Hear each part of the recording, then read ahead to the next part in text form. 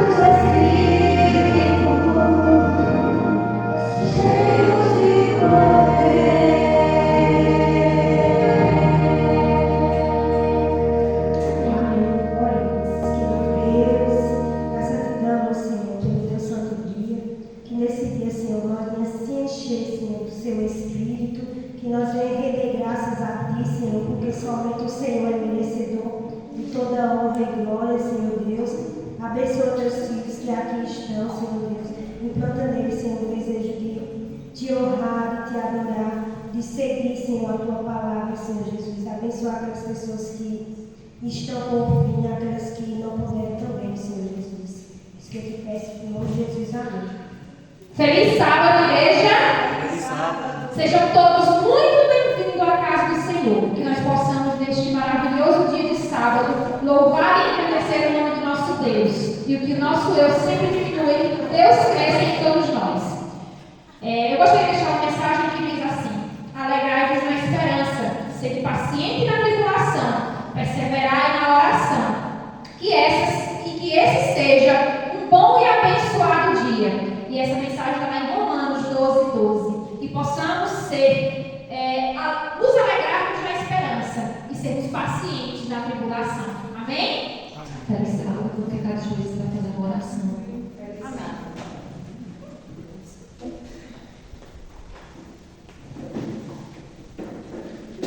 Oremos. Bondoso Deus e eterno Pai, graças te damos, Senhor, por mais uma oportunidade que o Senhor nos deu, Senhor, de estar aqui na tua casa. Quero te pedir, Senhor, que seja um culto abençoado, Senhor, tua presença, que o teu bom e santo Espírito, Senhor, se faça presente durante toda a programação. Abençoa cada um que está aqui, Senhor. Abençoa também aqueles que ainda estão no caminho para chegar em paz até a tua casa. Abençoa, Senhor, aqueles que não puderam vir. E eu te peço, Senhor, que o Senhor esteja conosco. É isso que eu te peço e te agradeço. Em nome de Jesus. Amém.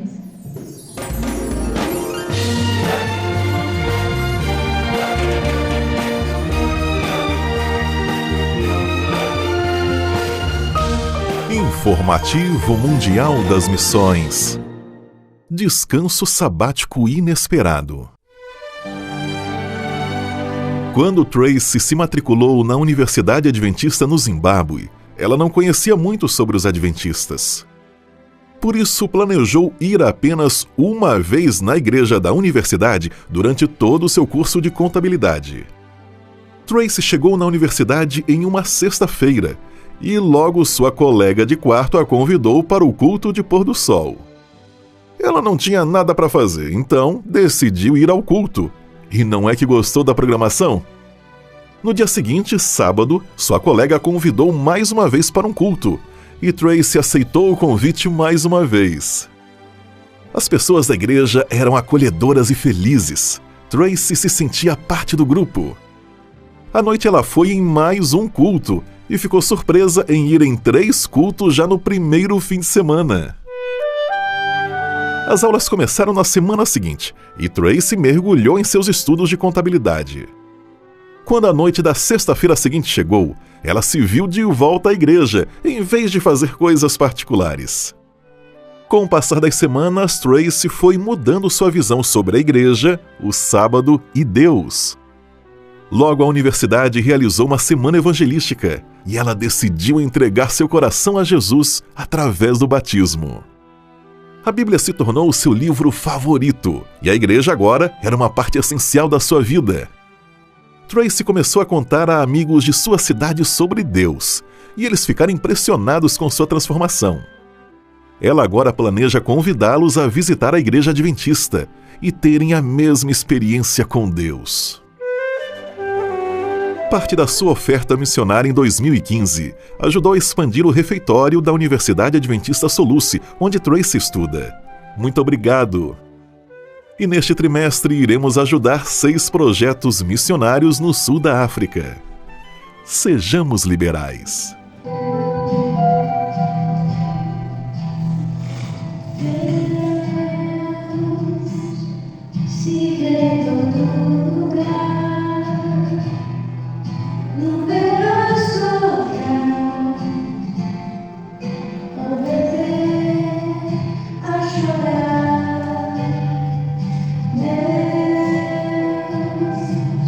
Se vemos respirar.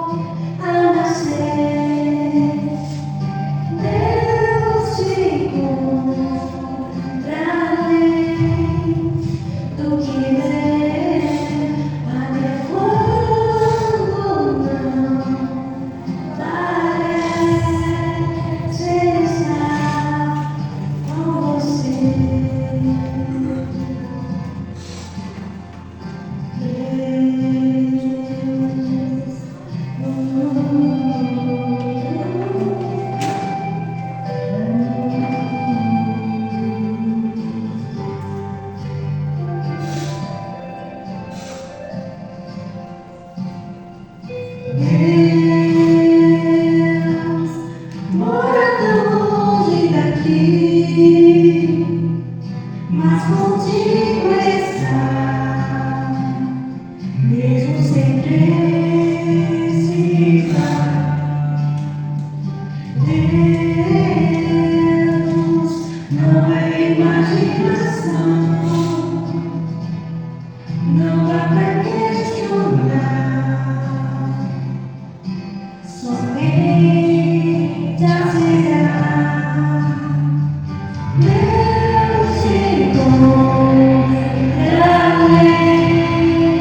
no que ver, até quando não parece estar. Deus te encontrarei no que ver, até quando não parece estar com você.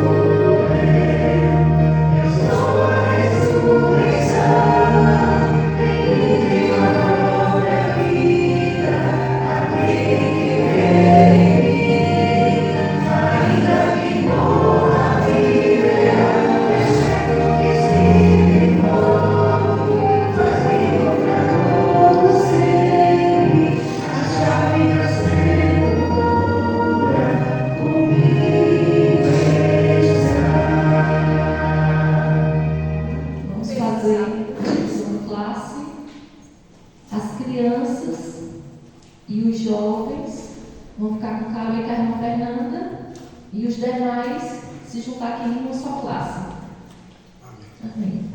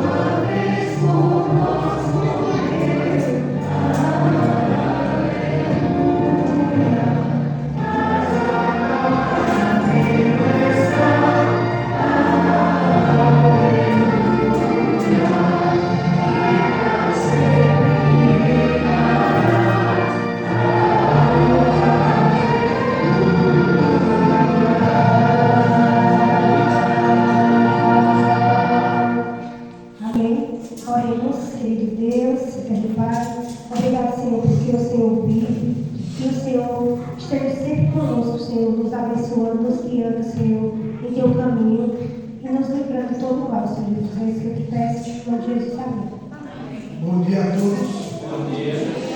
Feliz sábado. Feliz sábado. Nós temos na igreja um projeto Fruto de Oração, ao qual a igreja passa uma semana inteira orando por uma família, escolhida pelo próprio Espírito Santo. A família escolhida foi a minha família. Estamos aqui, eu estava na sonoplastia, na sala, quando eu estava viajando, mas eu agradeço a cada irmão que tem orado sempre por nós. Nós também temos sempre orado por cada um dos irmãos, não quando é fruto de oração, mas todos os dias. Nós temos orado por cada um de vocês. E peço a vocês que sempre tenham apresentado a nossa família nas orações de vocês. E a próxima família escolhida como fruto de oração foi a família da nossa irmã Andréia. Amém. Então, como de costume, a gente faz sempre a oração pela família e depois pela nova família. Então, vou pedir ao irmão Jéssica que ore pela minha família e eu oro pela Andréia. Amém. Vamos fechar os olhos nesse momento, vamos falar com o nosso Deus. Santíssimo Deus e Pai maravilhoso, louvado e exaltado seja o teu nome, Senhor, para todo sempre. Graças te damos pela tua bondade, pelo teu cuidado. E te louvamos também, Senhor, nessa manhã, pela família do teu servo, irmão Anderson. Nós somos gratos a ti, Senhor, porque o Senhor um dia alcançou essa família, fez com que eles conhecessem o teu amor, a tua graça, o teu sacrifício, e hoje eles fazem parte da nossa igreja. Te pido, Senhor, que o Senhor derrame uma bênção especial na vida deles, que eles possam continuar sendo uma bênção, assim como tem sido para o teu povo, Senhor. Que a cada dia o Senhor venha fortalecê-los, e a cada dia eles possam, segurando com a mão, possam buscar crescer no conhecimento da tua palavra. E pedimos também que o teu Santo Espírito habite a cada dia no lar deles, e que eles possam sentir a tua presença. O Senhor venha cuidar, Senhor, de cada área da vida deles, que cada dificuldade que eles enfrentarem possa ser vencida na tua companhia e através do teu poder. Que o Senhor venha abençoar os relacionamentos dessa família, venha abençoar também a vida financeira, abençoa também a saúde, que o Senhor venha estar fortalecendo a saúde de cada um deles. Se houver alguma dificuldade, que o Senhor venha colocar a mão, venha trazer cura, mas que acima de tudo, Senhor, o Senhor venha abençoar a vida espiritual deles, e eles a cada dia venham se fortalecer em ti, na tua palavra, que o teu Santo Espírito seja derramado sobre a vida de cada um deles, para que eles possam continuar sendo representantes teus aqui na terra, na comunidade onde eles vivem, que as pessoas ao olharem para eles possam perceber a tua presença e possam se sentir também atraídos a se achegarem mais perto de Ti. Essa igreja ora e coloca essa família nas Tuas mãos, e nós fazemos isso no nome de Cristo Jesus. Amém.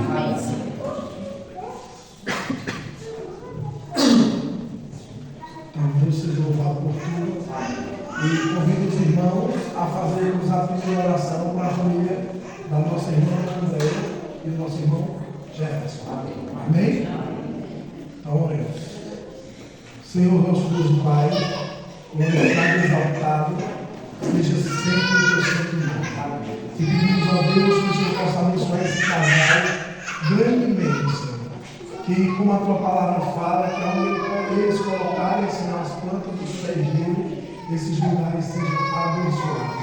Que eles possam, Senhor, ser instrumentos de Deus no trabalho, no lar deles, aonde quer que eles vão, Senhor. Que eles possam, Senhor, começar e dar continuidade a esse trabalho evangelista que Deus tem escolhido eles.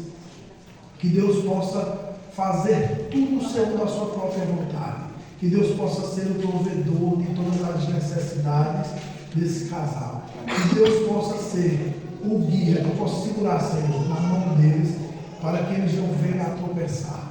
Deus, nós te pedimos bênçãos do céu. Nós te pedimos, Deus, prosperidade, saúde, bonança, todas as tuas bênçãos, Senhor, sobre a vida desse casal, que tem se mostrado uma bênção desde o início dessa igreja tucanatinga.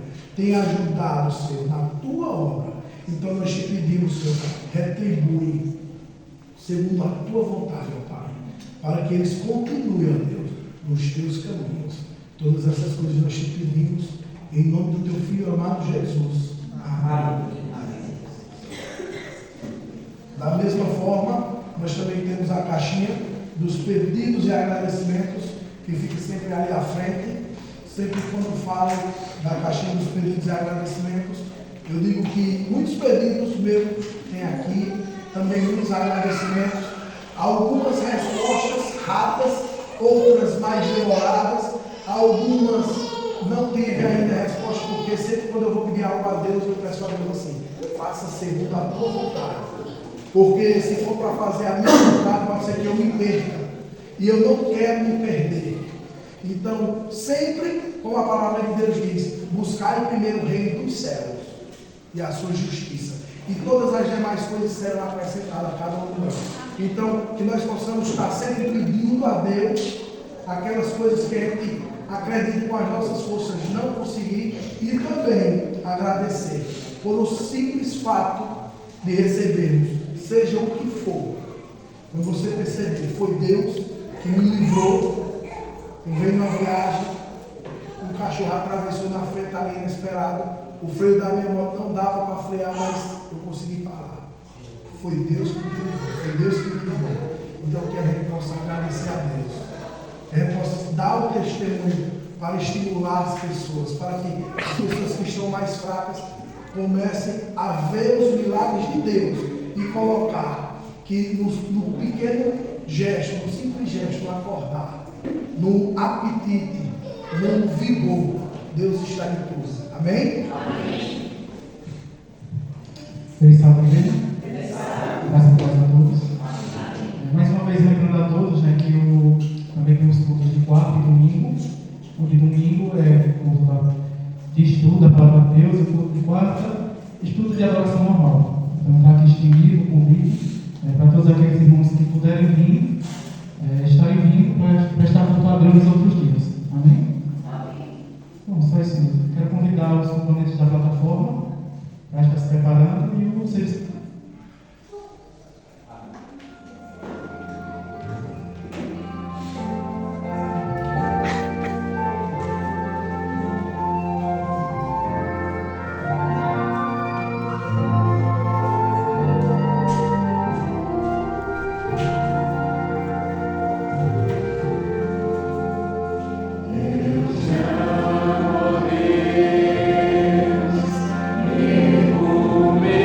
Meu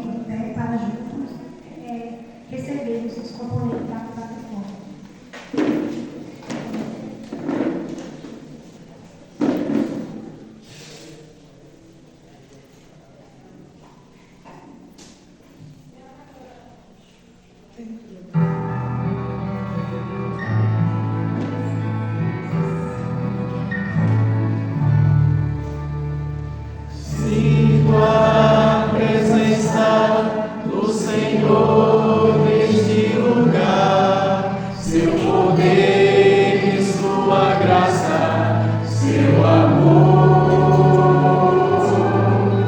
Posso ver em cada face sua beleza irradiar. Sinto a presença do Senhor neste lugar.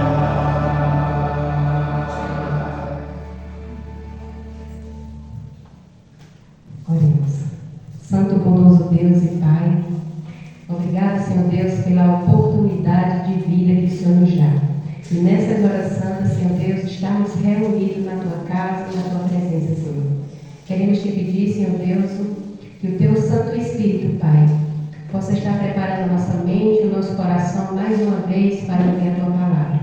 Queremos te pedir as Tuas bênçãos, Senhor Deus, sobre os dízimos e as ofertas aqui depositadas, Senhor. Desde já te pedimos em nome de Jesus. Amém. Quero ofertar, quero devolver, quero entregar tudo em fim de coração. Esse é o meu louvor, minha gratidão. Quero ofertar e devolver a Jesus.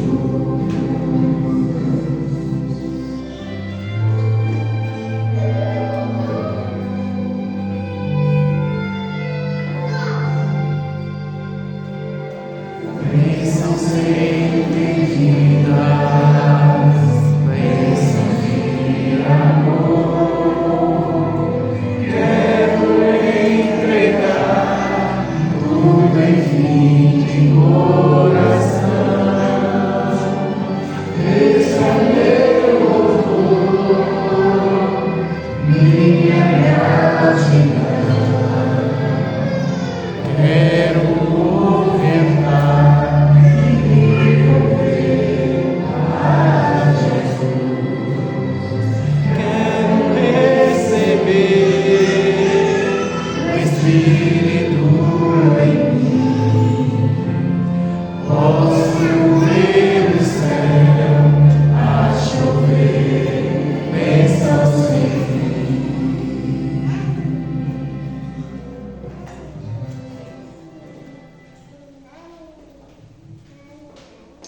Oremos. Santíssimo Deus, querido Pai, nós te agradecemos, Senhor Deus, pelo que tem feito em nossas vidas, pelas bênçãos que o Senhor tem derramado sobre nossas vidas. Em gratidão a Ti, Senhor Deus, que devolvemos aquilo que já é Teu, Senhor Deus. Tudo é Teu. Tu somente tem nos dado aquilo que é preciso para nós viver. Então, aceita cada dízimo de oferta devolvido a Ti, Senhor Deus. Que o Senhor possa aceitar nossa oração a Ti, sempre nos dízimos nas ofertas também, Senhor Deus. Que o Senhor possa abençoar cada um que tem dizimado a tua Santa Casa também, aqueles que não puderam. Que o Senhor também possa abençoar da mesma forma, Senhor Deus. Que o Senhor possa enviar o teu Santo Espírito para que aqueles que não têm o desejo de dizimar, de ofertar, e segundo o poder do Espírito Santo, eles entendam que tudo é Deus, Senhor Deus. Então, nesse momento, nós te agradecemos por tudo que tem feito em nossas vidas, em nome de Jesus. Amém. Bom dia mais uma vez. A nossa irmã Lucy, vindo lá do Cinco Canelas, ela está aqui trazendo a mensagem de Deus para o nosso coração. Que o Espírito Santo possa preparar cada um de nós para receber o sermão. Tema: o último apelo de Jesus. Amém? Amém. Que a graça e a paz de Deus seja com todos nós, amém? Amém. Neste momento, antes da gente dar início à palavra de Deus, eu queria louvar o hino de número 46, que pedir à igreja que fique de pé para a gente junto louvarmos.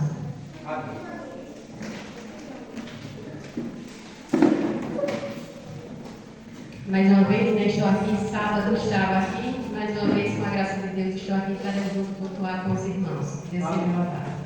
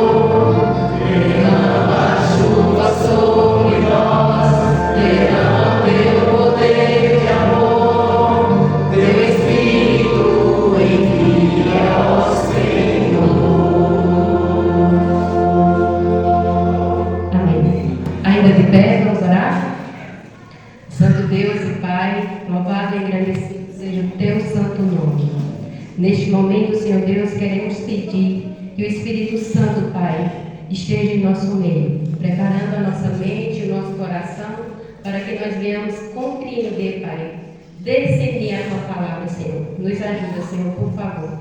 Que Teu amor e a Tua graça seja com todos nós nessa manhã.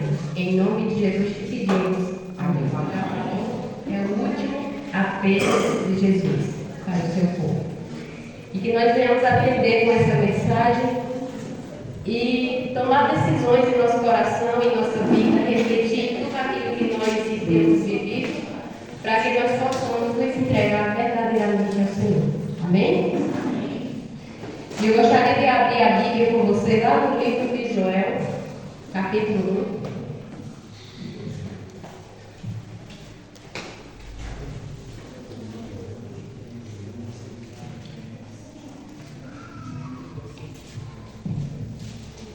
Joel fica ali depois de Oséias, Daniel, Oséias e antes de Amós.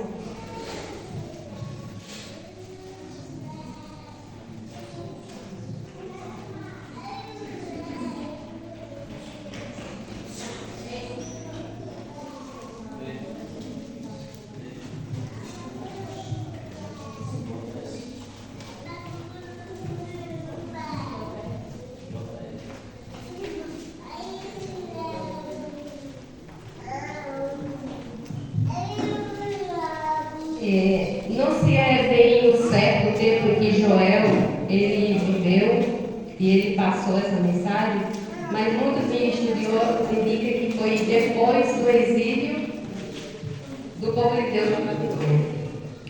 E Joel, aqui no capítulo 1, versículo 1, ele tem o cuidado de dirigir, de falar de quem era a mensagem que ele estava proclamando. O verso 1 diz assim, ó: Palavra do Senhor que foi dirigida a Joel, filho de Petuel. Então ele tinha o cuidado, a preocupação de dizer que a mensagem era de Deus. Qual era a mensagem? A gente não vai ler todo o capítulo, mas a gente vai falar um pouco do capítulo 1, capítulo 2, e aí o versículo 4 vem falando. O versículo 4 diz assim: o que o gafanhoto cortador deixou, o gafanhoto migrador comeu. O que o gafanhoto migrador deixou, o gafanhoto devorador comeu. E o que o devorador deixou, o gafanhoto destruidor comeu. O povo naquela época estava passando por uma grande crise. Uma grande crise econômica, uma grande crise, uma grande seca. Havia fome, havia choro, havia pranto, havia dor naquela época. E a própria mensagem aqui era Joel. Em meio à crise, Joel estava dizendo que Deus estava no controle. Mas aquelas pessoas daquela época estavam passando por uma dificuldade terrível, que essa dificuldade ela vem devastando a seca, vai deixando todos com fome. A crise era tão grande, a crise na economia, e Joel vem trazendo essa mensagem. Se você ler o versículo 10, diz assim: os campos foram arrastados, a terra está de luto, porque o cereal foi destruído e o vinho novo acabou, e o azeite está no fim. Fiquem envergonhados, lavradores, lamente, vinhateiros, por causa do trigo e da cevada, porque a colheita foi destruída. Não existia nada. Mas a mensagem, ela mostra algo que mesmo em meio à crise, Deus está no comando. Mas para Deus agir, precisava de... Deus exige, na verdade. Exige um esforço humano. Deus quer fazer, mas é preciso de um esforço humano. E qual era o esforço humano? Eu quero ler o verso 14, o verso 13 e o verso 14 com você, no mesmo capítulo. Sacerdote, vistam roupa feita de pano de saco, e plantei ministro do altar lamento. Ministro do meu Deus, venha e passe a noite vestido de panos de saco. Porque no tempo do seu Deus não há mais oferta de cereais e libações. Proclame um santo jejum. Convoque uma reunião solene. Reúna anciãos e todos os moradores desta terra na casa do Senhor, seu Deus, e clame ao Senhor. Essa era a ação que o homem precisa fazer. E essa ação, ela é exigida. Ele está dizendo aqui que em tempo de crise, em tempo de dificuldade, o povo de Deus teria que fazer o quê? Clamar ao Senhor, se santificar ao Senhor. O povo de Deus tinha que buscar a face de Deus. E aí ele continua. Capítulo 2, versículo 1 diz assim: toquem as trombetas em Sião e deem alarme ao meu santo nome. Que todos os moradores da terra tremam, porque o dia do Senhor está chegando e está próximo. O interessante aqui é que Joel ele associa aquele tempo, e aí ele também leva para onde? Para o dia do Senhor. Como será o dia do Senhor? Joel aqui ele diz, no versículo 2, ele diz que é um dia de escuridão, é um dia de negridão, de trevas. Não vai ser nada fácil. Lá em Jeremias, Jeremias diz que viu o fim dos tempos. Ele diz assim: eu olhei e vi, e os montes eram tudo derrubados, tudo que existia estava caído. Porque antes de Jesus voltar, isso não vai ser com o acontecimento da volta de Jesus. Antes de Jesus voltar, aqui na terra tudo vai se destruir. Porque os seres humanos vão se matar uns aos outros, vão se destruir. Isso é o que está acontecendo no mundo, sim ou não? Sim. Nós vemos guerras, as pessoas se matando, pessoas que se deixam ser movidas pelos demônios e aí começam a se matar uns aos outros, destruir, porque a palavra de Deus diz que tudo que mata, tudo que destrói é quem? Satanás. E isso nós estamos vendo, e antes da volta de Jesus, aqui na terra está tudo destruído. E aqui Joel ele atribui isso para o dia do Senhor. Será um dia de trevas, um dia de negridão. Para quem? Mas aqui nós podemos ver que em meio a essa dificuldade, em meio a crise, existe algo que nos alegra. Eu quero ler aí o versículo 13. Do verso 2 em diante, capítulo 2, aqui Deus ele diz que tem algo muito especial. E eu rogo a Deus em nome do Senhor, Jesus Cristo, que você e eu estejamos nesse meio. Veja só o verso 2. É dia de trevas e escuridão, dia de nuvens e de densas trevas, com luz do amanhecer sobre a lua.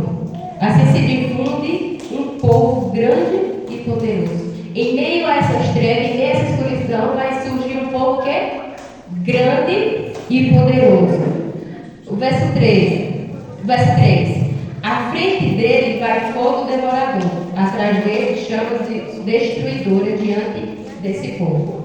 A terra é como o jardim do Éden, mas atrás dele fica devastada como um deserto, nada lhe escapa.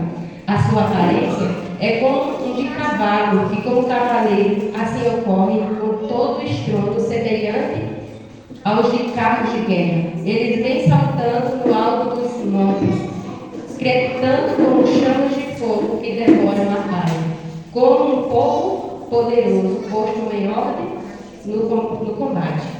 Diante deles os povos tremem, todos os povos empalidecem, correm como valente. E aqui, o verso 8 diz assim: não empurra uns aos outros, cada um segue o seu rumo à noite. Quem é esse povo? Um povo poderoso, um povo valente, que à frente dele é como o jardim do Éden. Atrás dele vai o quê? Devastação. Quem é esse povo? O povo de Deus. O povo do Senhor. E eu espero em Deus que esse povo seja eu e seja você. Porque esse povo é um povo que o verso 8 ele diz que não empurra uns aos outros, cada um segue o seu. Esse é um povo que tem um foco. Qual é o foco? Qual é o foco nosso? Qual é a nossa esperança? Jesus disse qual é o caminho? Eu sou o caminho, a verdade e a vida. O nosso foco tem que ser em Cristo. Se não for Jesus, nada vai. A nossa esperança está na volta de Jesus. O dia de iniquidão, o dia de treva, são todos para aqueles que não aceitam Cristo. Mas é um povo que tem um foco, um povo que não empurra, um povo que não vai fazer com que o irmão caia, não vai fazer com que o irmão saia da presença de Deus, mas é um povo que vai ajudar a levantar e seguir.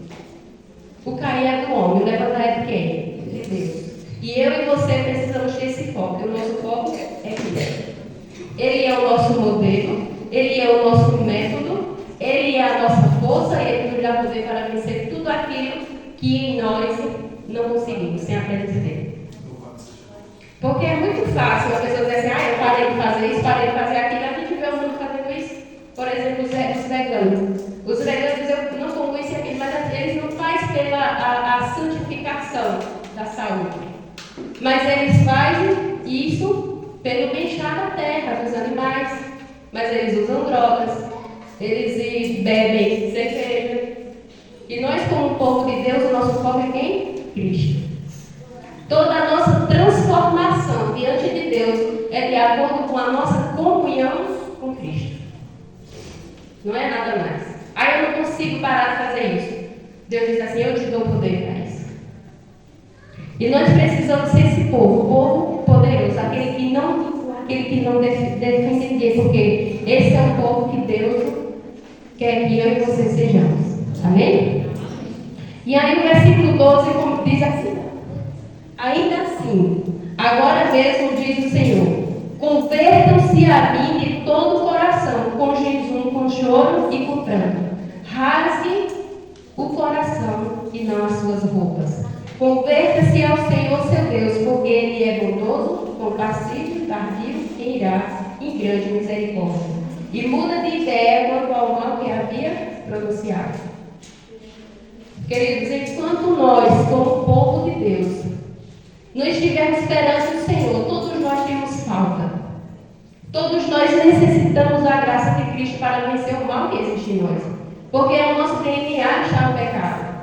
Mas Deus diz assim: eu dou poder para vencer. E o grande exemplo de Cristo Jesus é aquele que vai nos dar poder para vencer tudo isso em nós. Mas nós precisamos, para isso, precisamos ter ação. E essa ação está aqui nessa mensagem que Joel está falando. Joel está falando aqui: converta-se a mim de todo o coração. De todo o coração. Se você vê em outras partes, a Bíblia diz assim, o Senhor Jesus diz assim, ó: ame o Senhor teu Deus de todo o teu coração, de todo o teu entendimento, de toda a tua alma. Toda a tua alma. E aqui, precisamente, Joel está trazendo essa mensagem que o povo de Deus precisava se converter. Se converter a Deus como um povo que é diferente dos outros. É um povo poderoso. Mas para se converter e participar dessa reunião solene, como está no verso 3 que a gente leu, e os sacerdotes e os anciãos, todos ali precisavam fazer. Quem é que precisa participar? Quem precisa participar da busca de Deus? Quem precisa ouvir? Quero ler com você o versículo 16 e 17. O verso 16 diz assim, ó: reúnam o povo, santifiquem a congregação, congreguem os anciões, reúnam as crianças e os que mamam no peito. Hoje a gente tem uma falsa ideia de olhar para uma criança e dizer assim: ela não compreende não, é muito pequena. Quando ela estiver maior eu vou ensinar, mas agora não é tempo, ela é muito pequena. O que a cara está dizendo? Até os de peito, até os que mamam. Eu sei que nós aqui, a maioria, não crescemos, não nascemos em um berço cristão. Ou seja, todos nós éramos cristãos, mas não conhecíamos essa verdade que Deus hoje nos ensina. Mas aqui ele está dizendo: todas as crianças têm que buscar Deus, até os que mamam, né? E isso é muito lindo, o trabalho da Igreja Adventista, porque ele já tem ali uma certa meditação até para as crianças que ainda já estão para nascer, né? Falando ali. E já vai ali em volta de berço e vai crescendo e a gente vê isso.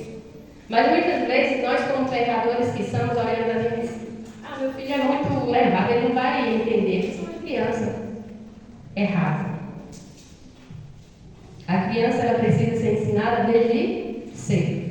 E aqui quando ele diz aqui, ó, reúnam o povo, santifiquem a congregação, congreguem os anciões, reúnam as crianças e os que mamam, até os de peito, reúnam a Deus. No tempo de Moisés, Deus deu a seguinte instrução: que todos os dias o povo de Deus tinha que buscar o seu alimento, o maná. E cada um teria que buscar, até aquelas criancinhas pequenininhas tinham que buscar o seu. Se não fosse assim, não era para o pai trazer o deles pequenininho, você vai levar isso aqui, você vai comer no dia. Isso demonstrando que a palavra de Deus ela tem que ser ensinada desde cedo. E a comunhão com Deus ela tem que ser desde cedo, desde pequeno. E aí, depois daqueles dias, eu quero ler com você o verso 28. Depois daqueles dias, o verso diz, versículo 28 do capítulo 2. Acontecerá, depois disso, que derramarei o meu Espírito. Depois de quê que Deus ia derramar o seu Espírito? Depois da busca. Depois do clamor incessante. Depois da santificação. Depois da busca incessante de Deus. Hoje, já falando disso, eu quero convidar a igreja, era para que eu estava antes, para que no dia 23 a gente vai ter uma vigília lá na igreja de Candé, vocês estão convidados. Entendeu? E aí, aqui a gente vê, depois da busca incessante, depois do clamor, depois de rasgar o coração perante o Senhor, Ele diz, depois de tudo isso, verso 28, acontecerá que depois disso, eu derramarei o meu espírito sobre toda a humanidade. Os filhos e as filhas de vocês profetizarão. Os filhos e os seus velhos sonharão, e os seus jovens terão visões. Até sobre os servos e sobre a serva derramarei o meu espírito naquele dia. Mostrarei prodígio no céu e na terra, sangue, fogo e colunas de fumaça. O sol se transformará em trevas e a lua em sangue, antes que venha o grande e terrível dia do Senhor. Antes do dia do Senhor. Para que eu e você seja povo forte, poderoso, povo de Deus, nós precisamos clamar, rasgar o nosso coração, converter-se ao Senhor. Só assim é que nós vamos receber o Espírito de Deus. Porque a chuva serôdia é prometida a quem? Ao povo de Deus. E essa chuva serôdia, ela vai cair, não vai cair sobre alguém que está ali tranquilo, ela vai cair sobre aqueles que todos os dias estão recebendo hoje uma porção do seu Espírito, através da comunhão e do estudo da Bíblia. Eu sei que é muito fácil muito dizer assim, mas eu não gosto de ler muito, mas eu gosto de ouvir. É bom? É maravilha. Eu sou mais de ouvir do que de falar. Eu acho que vocês já perceberam isso, né? Eu sou mais de ouvir do que falar. Mas em questão de estudar a Bíblia, eu faço um ano bíblico todos os dias, de acordo com a escola de profetas, né? É muito, como eu vou dizer, esclarecedor. Tem ali o verso 2, o capítulo 2, 3 da Bíblia e também acompanhado com o capítulo de cada livro. Então é estudado no ano 6 livros da Senhora White e a Bíblia. É demorado?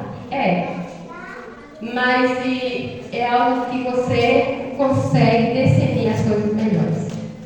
E eu recomendo a cada um de vocês. O povo de Deus, eles tinham por tanto que Cristo tinha feito, por tanto que Deus tinha feito, eles tinham um tempo determinado de graça, da misericórdia de Deus sobre eles, para que eles pudessem ver que Deus estava no agir e que Deus era misericordioso. E ele tinha um tempo determinado. Alguém lembra com esse tempo? 490 anos. E isso era lá desde da reforma de Israel. Mas esse povo que Deus tinha dado essa misericórdia, quando o Senhor Jesus ele esteve na terra, o tempo determinado era até ao ungido de Deus, ao príncipe. Esses 490 anos estavam para ser terminados. E Deus já tinha clamado ao povo, já tinha falado ao coração do povo. Deus já tinha mandado profetas. Deus já tinha falado qual a maneira que eles deviam viver. Mas o povo ainda rejeitava essa mensagem. E agora o próprio Jesus, o desejado de todas as nações, estava ali no meio do povo para mais uma vez cumprir a promessa feita, mas também dar um fim a um tempo de misericórdia para alguns. E eu quero abrir a Bíblia com você lá em Mateus capítulo 21. E vamos ver aí o último apelo de Jesus.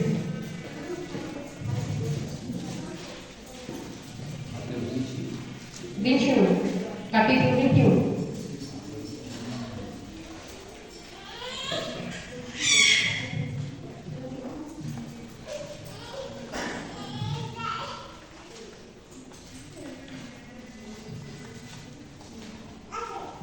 Jesus, ele estava entrando no templo, ali montado no jumentinho, todo mundo estava aclamando Jesus. E aí, mais uma vez, o Senhor entra ali no templo para purificar. Só que aí, que quando eles estavam aclamando a Cristo ali, os sacerdotes, eles não gostaram muito. E aí, eu quero ler com você o versículo 15, que diz assim: Mas quando os principais sacerdotes e escribas viram as maravilhas que Jesus fazia e as crianças que gritavam no templo, Hosana ao filho de Davi, ficaram indignados e perguntaram a Jesus: Você está ouvindo o que eles estão dizendo? Jesus respondeu: Sim. Vocês nunca leram? Da boca dos pequeninos e crianças de peito, tiraste o perfeito louvor? No momento em que Cristo entra ali, o sacerdote, quando viram Cristo sendo aclamado, ele estava ali montado, como o rei, ele chega no templo, começa a curar, e aí todo mundo louvava, até as criancinhas louvavam e gritavam: Hosana, Hosana nas alturas, bendito é o Senhor. E aí os sacerdotes eles ficaram muito indignados. Só que eles fazem algo, eles vão acusar o próprio Jesus diante dos romanos. E aqui a senhora White diz assim: o último apelo para Jerusalém tinha sido em vão. Os sacerdotes líderes religiosos ouviram a voz profética percutir na multidão em resposta à pergunta: quem é este? Eles sabiam quem era Jesus?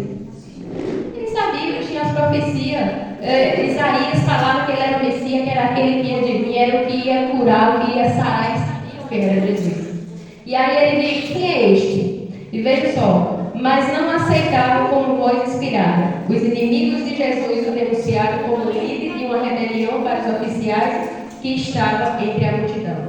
Eles, nesse momento que viram, eles chegaram lá nos romanos e disseram: olha só, tem alguém que está fazendo uma rebelião e eu sei quem é o chefe.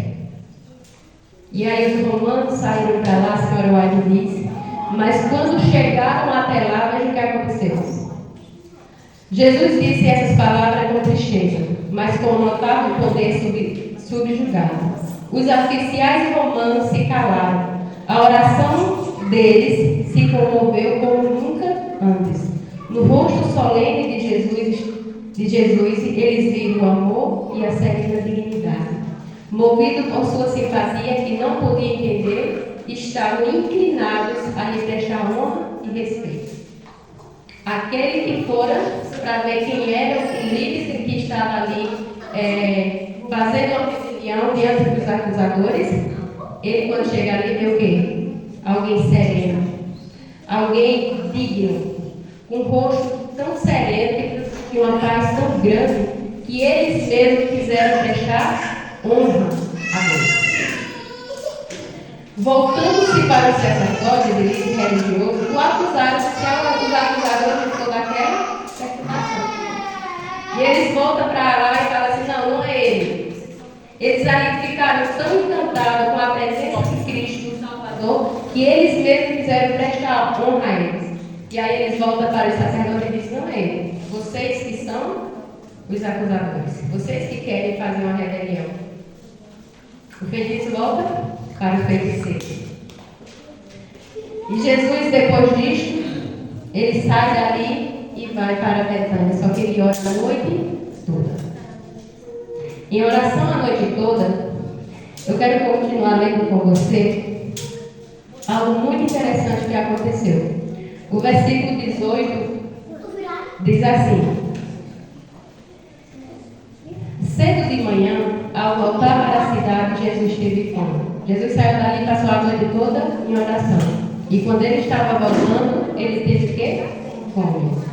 E vendo uma figueira à beira do caminho, aproximou-se dela, mas não encontrou nada a não ser folha. Então Jesus disse à figueira: nunca mais nasça fruto de você. E a figueira secou imediatamente. Quando os discípulos viram isso, ficaram admirados e disseram: como a figueira secou depressa. Veja só. Aqui acontece algo estranho para os discípulos e estranho para o próprio Jesus. Por quê? Naquelas folhas, era a época de ter figos, era o tempo de ter figos, mas Ali, quando Jesus chega diante daquela figueira, só tinha ali folhas, aparentemente. A senhora White, ela diz assim, ó, contudo a aparência era enganadora. Jesus não encontrou a não ser folha. A árvore era nada mais que um amontoado de folha.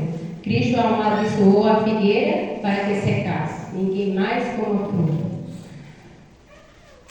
Na manhã seguinte, Pedro pergunta a ele vê ali, e a senhora White diz assim, ó, para os discípulos, Cristo ter amaldiçoado aquela figueira era algo estranho. O que ele normalmente fazia era que lembrasse das suas palavras. O Filho do Homem veio buscar e salvar o que havia perdido, salvar os pecadores. Lá em Ezequiel 33:11 diz que Jesus ali, ó, juro pela minha vida, palavra do soberano Senhor, que não tenho prazer na morte do ímpio. Eles nunca tinham ouvido isso de Jesus. Eles tinham ouvido que Jesus veio para salvar. Eles tinham ouvido que Jesus curava, ressuscitava. Mas eles não tinham visto isso. Só que aí tinha o símbolo dessa figueira. Para ele, a obra estranha de condenação era uma obra muito estranha. Com misericórdia e amor, porém ele levanta o véu do futuro e revela o resultado do caminho do pecado. A figueira estéril, apesar de espetáculo de folhagem, apresentava a Cristo, era um símbolo da nação judaica. O Salvador queria deixar claro o motivo da certeza da condenação de Israel, para que fez da árvore uma instrutora e verdade divina. O judeu alegava mais justo do que qualquer outro povo. Ele se alegava o quê? Que era mais justo, mais santo do que qualquer outro povo. Mas o amor pelo mundo e a ganância o corromperam. Eles fizeram um espetáculo ao estender seu ramo para o alto, fazendo com que os parecessem exuberantes e bonitos aos olhos, mas nada tinha, a não ser folha. A religião judaica, seu magnífico templo, de fato impressionava por sua aparência externa, mas carecia de linguagem, amor e benevolência. Essa era a nação judaica. Eles se representavam com vestes talares, muitos bonitos, muitos apresentavam. O templo, naquela época, era um zelo tão grande pela casa de Deus que eles esqueciam quem era o próprio Deus. Eles esqueciam. Todas as informações que Deus tinha dado àquele povo, eles o rejeitavam. Por exemplo, quando Jesus nasceu, a Bíblia já dizia que ia vir o Messias. Quando Jesus nasceu, os próprios anjos anunciaram que Jesus tinha nascido. Os próprios anjos, não houve um louvor sequer na terra pelaquele povo que tinha se escolhido o privilégio de ser Deus. Deus tinha dito assim, eu vou ser você agora como cabeça, não como cauda. E mesmo assim, quando Jesus nasceu, foi preciso que os próprios anjos viessem louvar aquele dia. E a nação judaica, eles sabiam do que ia acontecer, mas eles achavam pelo sentido dizer. Por tudo isso, eles esqueceram da palavra de Deus. E mesmo assim, era um povo que tinha folhagem. Era um povo que buscava ali. Mas a senhora White diz aqui que o amor pelo mundo, a ganância, foi o que corrompeu a eles. Corromper esse povo. O privilégio dos quais se vangloriava só aumentava a sua culpa. Jesus veio a Israel com fome de encontrar os frutos de justiça no povo. Ele tinha dado a esse povo todos os privilégios como retorno. Desejava ver neles a abnegação, compaixão e um profundo desejo pela salvação dos outros. Mas o orgulho e a suficiência própria inclinaram-se o amor de Deus à humanidade. Veja só. Eles se achavam suficientes. Para ele, as outras pessoas eram o quê? Imundas. A gente vê isso. E só eles tinham esse privilégio de fazer, de ser o povo, de levar a mensagem. Eles foram salvos para ser um povo, que fosse no meio de toda a nação, eles fossem um povo defendido, um povo escolhido, um povo de Deus, um povo diferente. Mas eles rejeitaram todo esse privilégio. O ato de Cristo em sua árvore, em seu próprio poder, havia criado contínua, sendo uma advertência a todas as igrejas e a todos os cristãos. A figueira é uma advertência não só para os adventistas, ela é para todos os cristãos. Todos. Todos os cristãos que existem na face da terra. A vida misericordiosa e altruísta de Cristo, o tempo só tem valor para Ele quando podemos usá-lo para acumular para si mesmo. Ele, em todas as ocupações da vida, esse é o seu objetivo. O plano de Deus era que eles ajudassem a outros de todas as maneiras possíveis. Mas o eu é tão grande que não consegue enxergar nada mais. Veja só. O eu é tão grande que não consegue enxergar nada mais. E eu pergunto a você, esse não é o nosso chamado? De salvar outras pessoas? Ou nós vamos lutar aqui nessa vida pelo eu, pelo nosso orgulho, pelo aquilo que faz bem a nós? Ah, mas eu não gosto de sair e falar com Jesus. Ah, eu não gosto de proclamar o Evangelho, de dar o estudo bíblico. Que tipo de crente é você? Se você não tem em seu coração o desejo de salvar outras pessoas, esse é um desejo egoísta, porque é um desejo que só você quer ir para o céu. E Cristo morreu na cruz não só por você, Ele morreu por toda a humanidade. Toda a humanidade. E Ele morreu para a salvação de todos. Então você hoje que se sente salvo em Cristo, você hoje que se diz, eu sou cristão, você hoje que busca a Deus, busque mais, ore por salvação de alguém, porque Cristo morreu por todos. Ah, mas eu não gosto do fulano. Eu não vou falar de Jesus para ele, assim, sabe? Ah, o fulano é chato, né? Eu não vou falar para esse canto que eu vou bater a cara dele. É assim. Ele diz que é para todos, todas as nações. Todas as nações. E olha só o que a senhora diz aqui, ó. Como a figueira, eles seguem as formas de adoração sem mostrar arrependimento ou fé.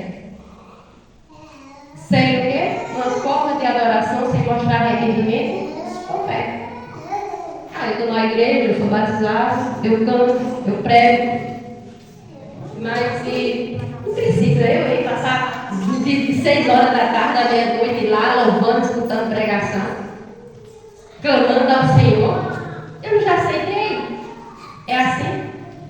Não é assim. Esses passos é preciso na vida cristã? Sim. Mas agora, o convertimento a Cristo é que é necessário para que eu e você possa buscar e receber o Espírito Santo. E você só vai conseguir isso através de quê? Jejum, oração, clamor diante de Deus e buscando a face dele.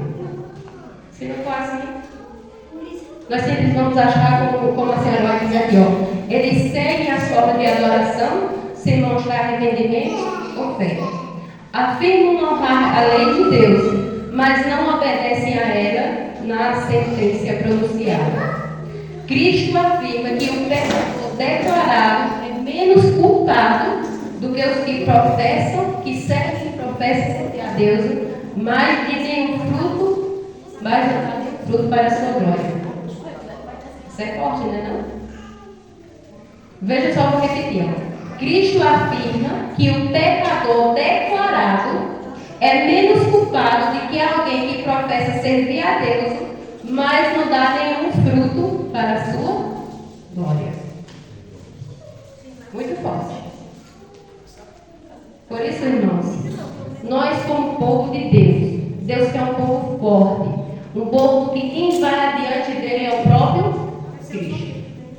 Um povo povo que busca, um povo que clama, um povo que diante de qualquer crise, na vida, na terra, na saúde, na família, em qualquer for, o foco dele seja Cristo, que Cristo venha estar conosco. Porque quando nós se convertemos diante de Deus e nós se entregamos a Ele verdadeiramente, buscando o poder de Deus para nos ajudar, Ele vai estar guiando os nossos passos.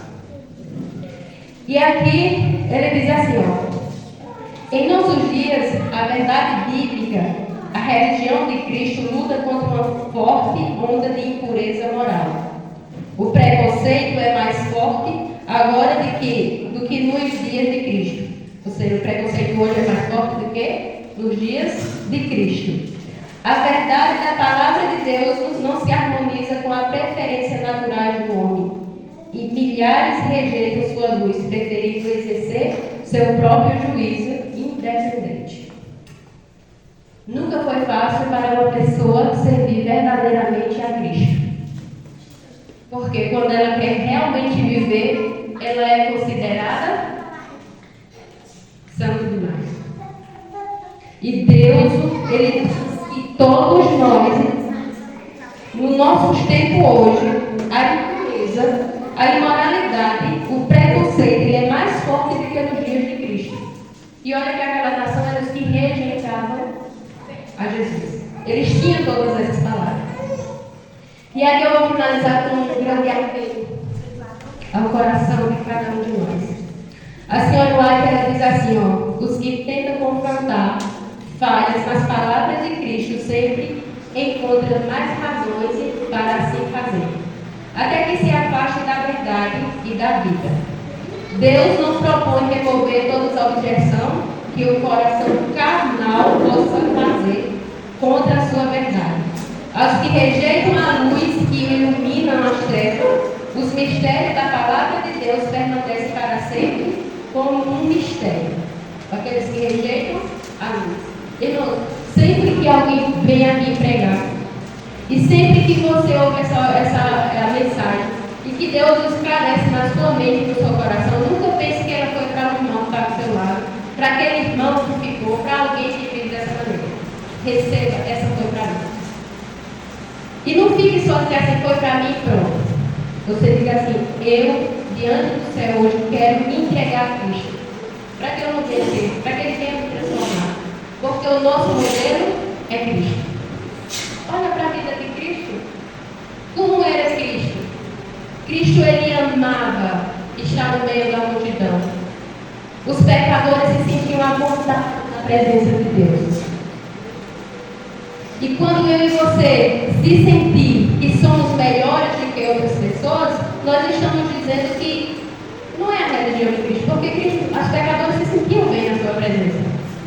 Então o nosso modelo deve ser Cristo.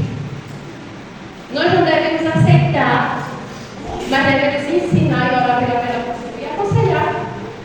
E aqui ele diz assim: as palavras de Cristo se aplicam a todos os que tratam os apelos de misericórdia divina de maneira leviana. Cristo está derramando amargamente lágrimas por você, que não tem lágrimas para derramar por si mesmo. Deus está derramando lágrimas por você, que não tem lágrimas para derramar por si mesmo. Se você vai para Ezequiel, ali Ezequiel, ele diante de Deus ali, Deus mostra para ele que aqueles que iam ser selados eram aqueles que gemem com todo aquilo que acontecia no meio do povo. Com tudo aquilo que acontecia, não era aqueles que se ajudavam a eles. Eu lembro que quando eu estava na igreja, na congregação, eu lembro que lá eu vi alguém falar, né? A gente sempre vê alguém falar. E aí um irmão falou e disse assim: que tinha uma família de irmãos da congregação que morava em São Paulo e foram visitar seus familiares, só que aí seus familiares não eram cristãos, não eram da igreja. E eles lá começaram a viver como os familiares, bebendo, indo para festa, era época de festa, farmando. E aí foram alguém da igreja só que foram perguntar a eles, e eles assim: não, Os irmãos de São Paulo é quem nos conhece. Eles não estão vendo. É como a gente, o irmão falou na escola sabatina. O cristão que eu sou aqui, eu tenho que ser aonde? Em todos os lugares. Em casa, no trabalho, em todos os lugares. Então, não é isso, porque aqui ele diz assim, ó, que as palavras de Cristo se aplicam a todos os que tratam apelo de misericórdia divina como maneira leviana. O apelo de misericórdia divina.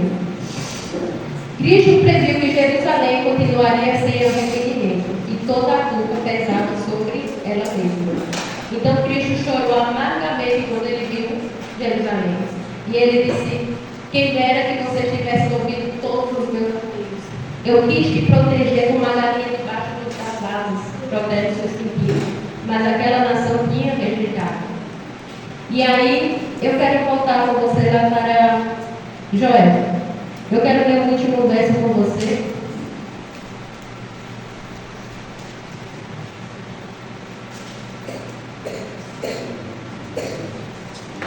E nós podemos ver o arquétipo de Joel.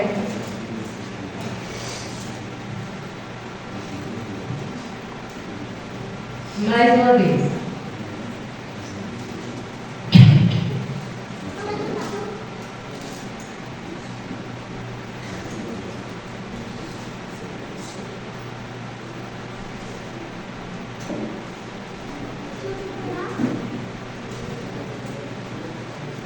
Esse último verso se encontra no capítulo 3 de Joel, e eu quero ler com você o versículo 14. E o verso 14 diz assim: multidões, multidões no vale da decisão, porque o dia do Senhor está perto, no vale da decisão. O adendo agora que eu faço a você, o adendo de Deus ao seu coração, é que eu e você venha pedir ao Senhor que nós venha dar frutos que produzam frutos. Pedir a Deus um caráter, pedir a Deus o Espírito Santo, para que Ele venha fazer em nós um caráter renovador, seguindo o caráter de Cristo, buscando a Deus com a maior intenção, rasgar o nosso coração diante do Senhor. Que eu e você não queremos estar no vale da decisão. Ah, mas eu já aceitei Jesus. Louvado seja Deus. E pegue toda essa aceitação com as instruções que Ele dá, para que eu e você possamos ser transformados por Jesus e nunca estar no vale da decisão. Porque multidões estão no vale da decisão. A gente vê a nação judaica, ela sabia quem era Cristo. Eles reconheciam ali que era Cristo, mas eles rejeitaram. Então é chegada a hora que nós podemos pedir ao Senhor de todo o nosso coração, rendermos ao Espírito Santo que transforme o nosso caráter e faça parte, e que Ele faça parte da nossa vida todos os dias. Porque o método é Cristo. O foco tem que ser em Cristo. E que Deus tenha misericórdia de cada um de nós. Todos nós somos falhos, podemos falhar? Sim. Nós somos humanos e pecadores. Mas Deus, Ele nos ensina que todos os dias tem uma fonte onde eu e você podemos fortalecer. E essa fonte é Cristo. E que eu e você venha buscar a orar mais, jejuar mais, buscar poder do Senhor, para que nós possamos ser transformados segundo o coração de Deus. Amém? Louvado seja o Senhor. Deixe claro o Rei da Glória.